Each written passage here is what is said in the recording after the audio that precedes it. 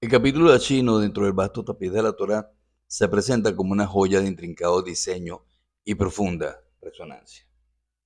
Su peculiar escritura, en forma de dos triángulos entrelazados, evoca la conexión mística con las 6 dimensiones superiores del árbol de la vida, las sefirot de Gesed, Geburat, Tiferet, Netzach, Hod y Yesod. Se nos revela que estas 6 puntas triangulares actúan como conductos, infundiendo la luz del Creador a nuestro mundo físico, la séptima dimensión de Malhut.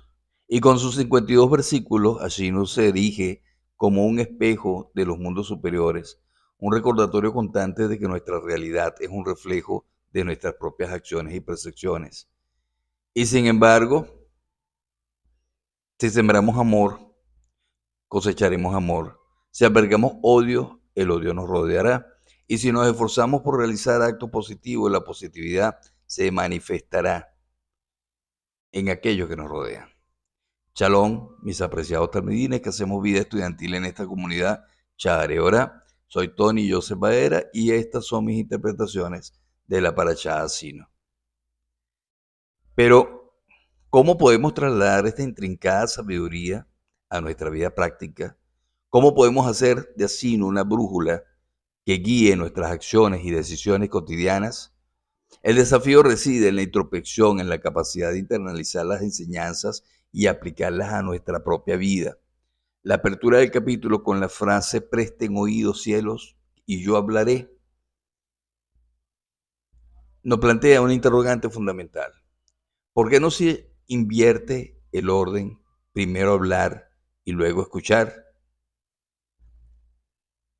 La respuesta se encuentra en la necesidad de preparar el terreno interior, de aquietar nuestra mente y nuestro corazón para recibir la sabiduría divina.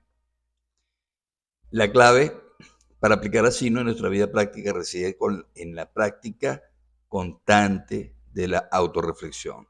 Debemos mirarnos al espejo del alma con honestidad y valentía para identificar nuestras propias fallas, nuestras propias debilidades. En lugar de proyectar nuestros propios defectos en los demás, debemos asumir la responsabilidad de nuestras acciones y esforzarnos por ser mejores personas. Y podemos hacer esto de la siguiente forma. Primero, cultivemos la empatía. Así nos enseña que nuestro mundo es un reflejo de nuestras propias acciones y percepciones. Y por lo tanto, si queremos ver amor en el mundo, debemos empezar por amar a los demás. Practicar la empatía poniéndonos en el lugar de los demás. Esto nos permite comprender sus necesidades y sus motivaciones y responder con compasión y bondad. Segundo sería la práctica de la honestidad radical. Para poder cambiar y mejorar debemos ser honestos con nosotros mismos acerca de nuestras propias fallas y debilidades. Admitir nuestras imperfecciones es el primer paso hacia la transformación personal. El tercer punto sería asumir la responsabilidad, que en lugar de culpar a los demás por nuestros problemas, debemos asumir la responsabilidad de nuestras propias acciones y decisiones. Y esto nos da poder de cambiar nuestro destino y crear una vida más plena y más significativa. Otro punto sería buscar la positividad, así no nos anima a buscar lo positivo en los demás, incluso en aquellos que nos resultan difíciles. Al centrarnos en lo bueno, podemos crear un ambiente más armonioso y constructivo. Ser un oyente activo, por supuesto, en la apertura del capítulo nos invita a prestar oídos antes que hablar.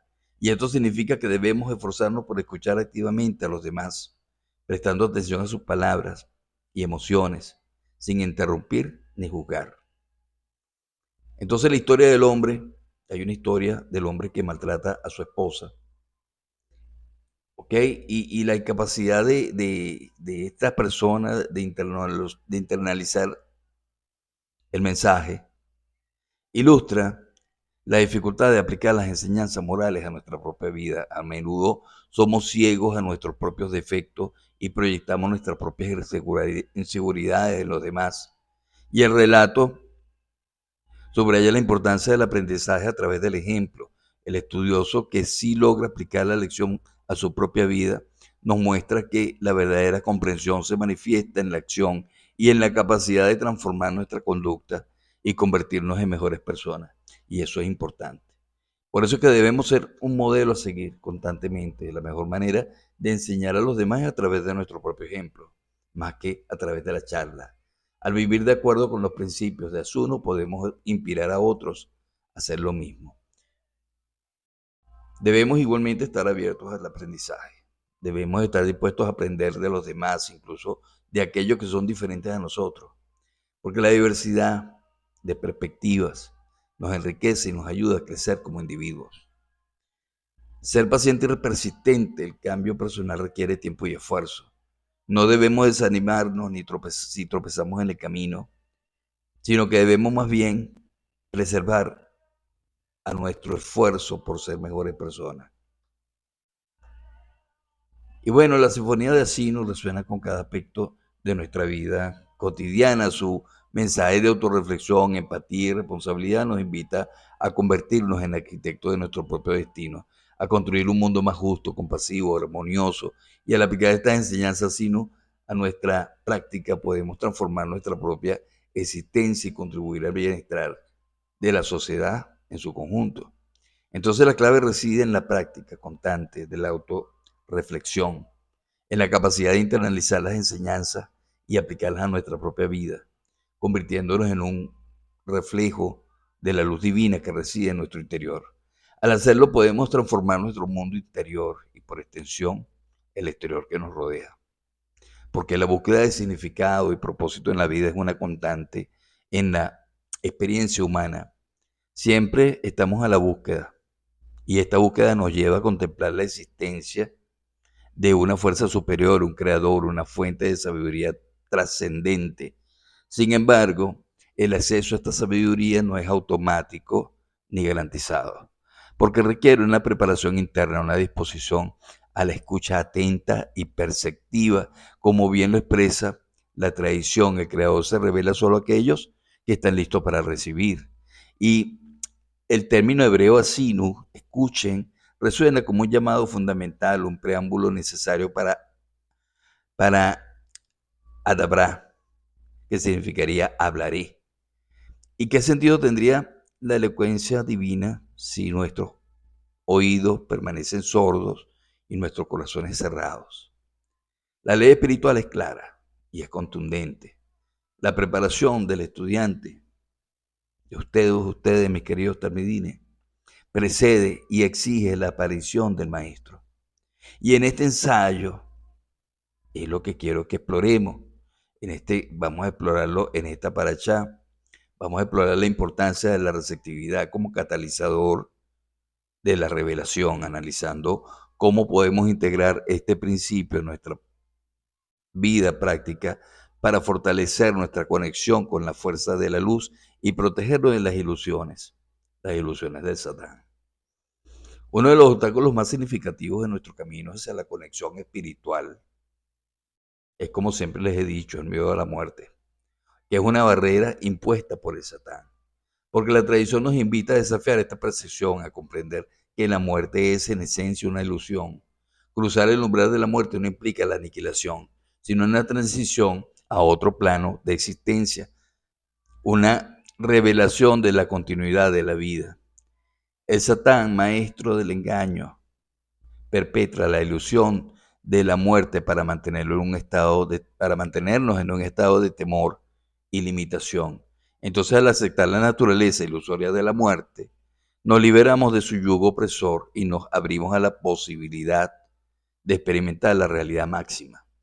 Una comprensión profunda e intuitiva de la interconexión de todas las cosas y nuestra inseparabilidad de la fuente divina. Y la flojera en sus múltiples manifestaciones, es un enemigo formidable en el camino espiritual. La complacencia y la falta de diligencia nos impiden captar los mensajes sutiles y profundos que el Creador nos envía constantemente. Nos volvemos negligentes en nuestra práctica espiritual y permitimos que las distracciones del mundo material eclipsen nuestra conexión con la fuente.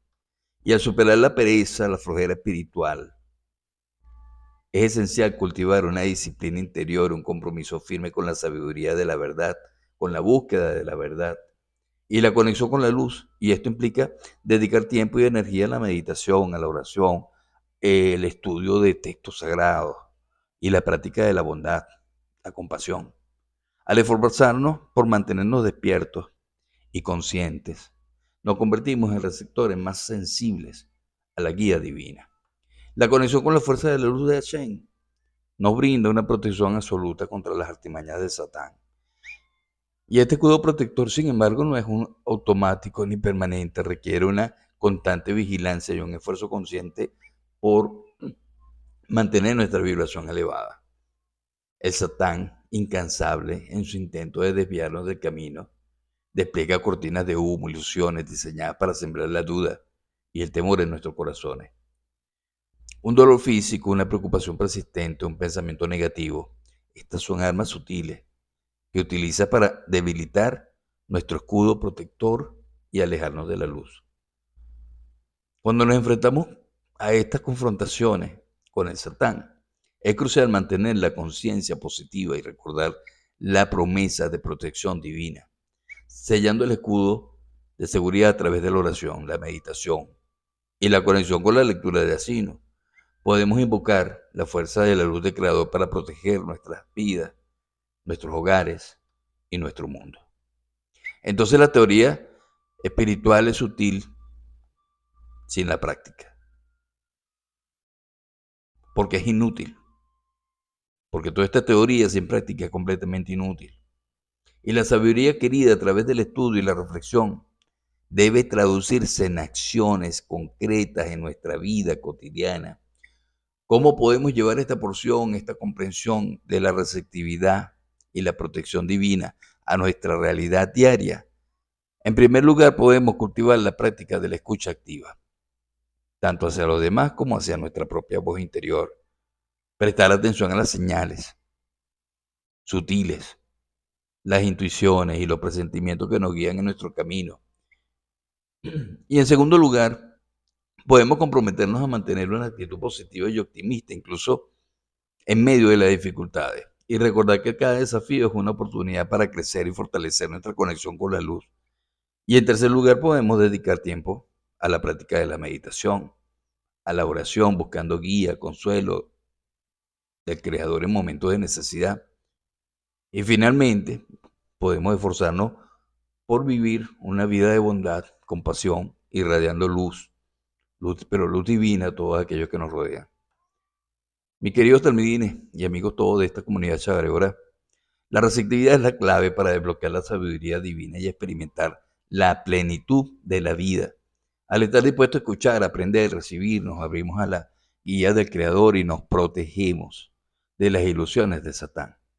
La práctica constante de la diligencia espiritual, la aceptación de la naturaleza ilusoria de la muerte y la integración de la sabiduría en nuestra vida cotidiana es lo que nos va a permitir fortalecer nuestra conexión con la fuerza de luz y convertirnos en instrumentos de paz y armonía en el mundo. Mis queridos tamidines, que podamos todos, a través de la escucha atenta y la receptividad incondicional, alcanzar la realidad máxima y experimentar la plenitud de la vida en su totalidad. Shalom a todos.